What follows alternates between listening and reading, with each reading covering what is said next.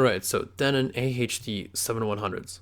I'm gonna make this review kind of a lot faster than the PM3 review, just because I am very aware that this kind of seems like a podcast, even though it's just really just a quick message, a quick impressions video, really. So, successor to the D7000s, very highly regarded headphone Fostex made back in the day. And those headphones were great. And then Denon ditched Fostex and came up with these a bit later. The kind of Beats by Dr. Denon redone headphones that kind of appeal to a younger generation. I think that's what they were trying to do because damn, these are pretty damn flashy if you ask me. So yeah, let's get straight into it. So comfort wise, oh my god, these are really comfortable.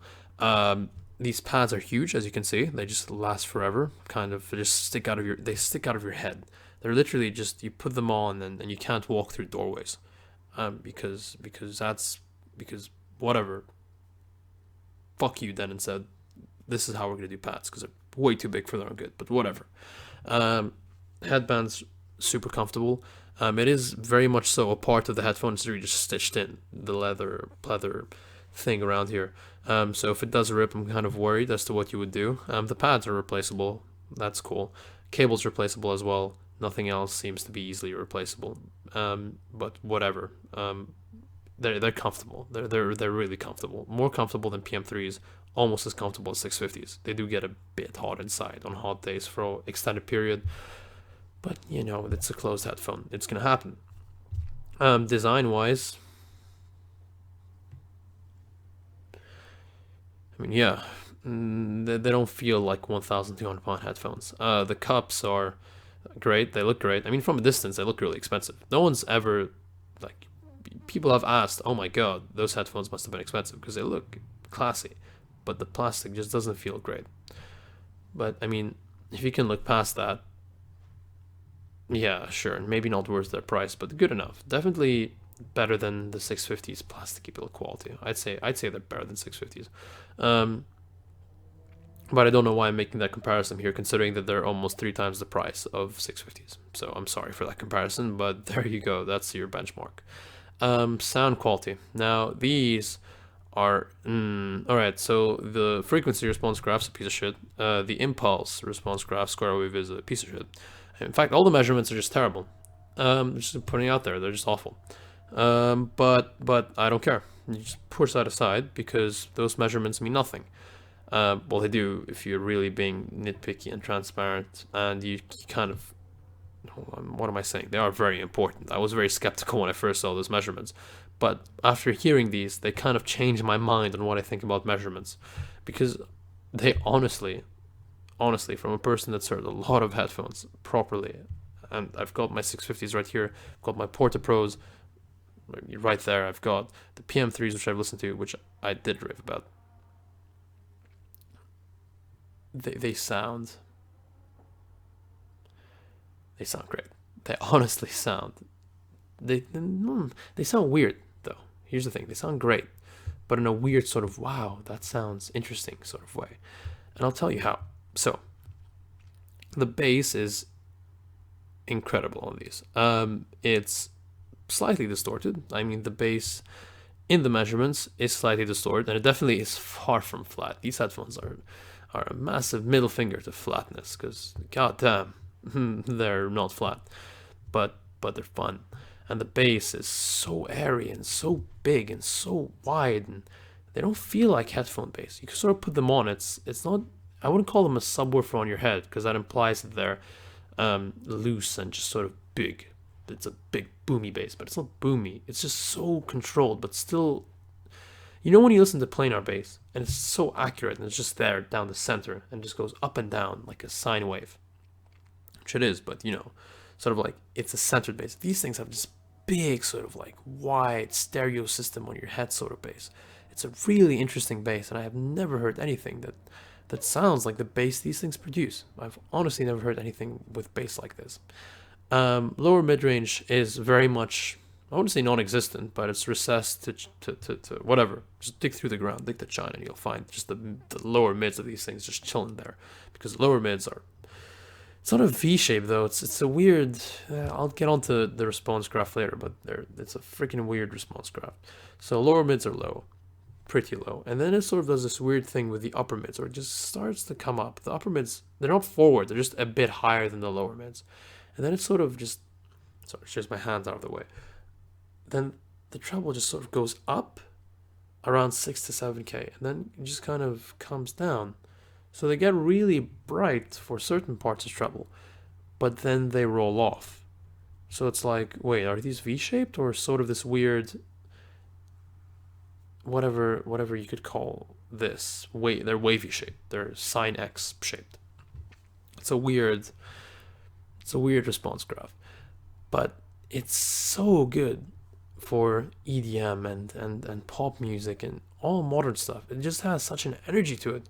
And even through headphones like the Porta Pros, which are very, very fun headphones, the 650s, the LCD2s, which aren't fun, but even through headphones like those, the impact, these are just a club on your head, basically. They have a character to them that's so interesting that I've never heard in any other headphone out of the maybe 30 or 40 high-end headphones, which I've really tried and really tried to get into. I mean, properly tried. These things have a character, and it might not be worth $1,200. I don't think it's worth $1,200. It surely isn't worth that much. But if you sold me these for $600 or $700, which they are going to right now, I've seen them hit that price. I would have bought them in a heartbeat. I got these used off a friend, so I'm not really. I bought these off him so I could sell them off immediately afterwards. So you can imagine I didn't really care how they sounded because I just wanted to get rid of them. But I actually ended up loving them and keeping them because of how interesting and weird, but how pleasurable and sort of relaxing they sounded. The treble separation is insane. The soundstage is massive. The soundstage on a closed pair of headphones. I've never heard soundstage on headphones that are closed extend this big.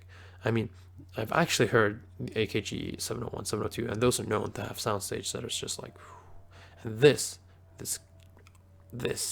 comes close. It's got a weird soundstage, sort of like the middle. You know how vocals tend to, in a centered soundstage, tend to come straight from your head like this, like it's behind your eyes and your forehead, sort of that feeling. This thing does this thing where the vocals are up top, and then the soundstage just kind of pyramids out. It kind of like goes to the bottom around you. So instruments panned hard left and right come from like the bottom of your side, and the vocals come to the top of your forehead. It's weird, but it's good. It's a really, really good sort of weird. So that's the soundstage.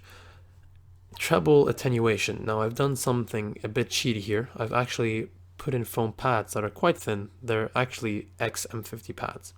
The inside foam part, I cut them out and I just stuck them in here to cut down the treble just a tiny bit. Now I know people will say, oh, that's going to increase bass distortion, and you can't do that because you'll just ruin the sound. No, it filtered out that sibilant region of the treble really nicely and actually smoothed that little hill out. So they kind of do this dip and then a smooth incline. That's what made these sound even better. That's what makes me justify them as really good headphones. Sure, they might not be as amazingly analytical or as transparent as AH-D800s, but with my little fabric mod inside there, and this little upgraded cable which I got for them, because the portable cable isn't a great cable. It's not as good as a long 3-meter cable. There definitely is like something lacking with it, and this cable sort of just added. I know people are like, cables don't make a difference, but I did AB it with a friend even, and we both noticed that this little upgraded carrying like non-porta cable definitely added a bit more bass extension. Just a tiny bit of impact was added. And then again, it could be subjective and I could be talking shit, but that's what I've noticed. But yeah, sound-wise, interesting signature. You should probably try them, because I really think that these have fans out there, even though everyone just talks about how awful they are. Because honestly, they're not. So, I mean, I wouldn't recommend going to buy one right now because they've just come out with the D7200s. Well, they haven't come out yet. They've been announced. And there are plenty of possibly better options. But if you're looking for specifically a really good looking, in my opinion, closed back which is rare in that price category, really. You tend to go for open backs at that price. Closed back, portable. These are only 26 ohms in impedance, so you can run them off anything. I run them off my phone, my Geek Pulse amp, my laptop. Everything sounds great. FU A3, honestly, these things just run off everything. They're really efficient. They get plenty loud as well. Nice head rattling bass. So if you're looking for a high end, a very high end, interesting, like a wow factor headphone, because they definitely have a wow factor, then these headphones could be on your list. I mean, negatives wise, again, the weird signature, the bass distortion, the kind of horrible measurements, you wouldn't expect that from a headphone worth this much, but you're paying for what you hear in the end. And what I hear, compared to some other really expensive headphones, which I could have easily just sold them for and bought, I heard something special, something that makes people go wow, which is hence the reason I stuck them. So they isolate really well. There's no sound leakage. They're very comfortable. Well, there is a bit of sound leakage at max volume, but overall they're very comfortable. Cables easily replaceable. These are just simple 3.5mm mono split cables that go into just a Y cable that goes into a standard 3.5mm. Easily cable replacement. Really comfortable, D-shaped, sort of. It's a weird pentagonal ear cup. Very, very comfortable. Looks great. I think they're great headphones. And you can just dislike this video as much as you like if you really think I'm talking crap. But to my ears for EDM and dance and stuff like that, I haven't heard anything that sounds quite like these. Anyway, I've got my 650 review coming up soon. Then I've got some stuff on the Ported Pro, and then we'll see what other headphones I get down the line. But for now, I hope you guys like this, found it helpful, and yeah, stick around for more reviews. See ya.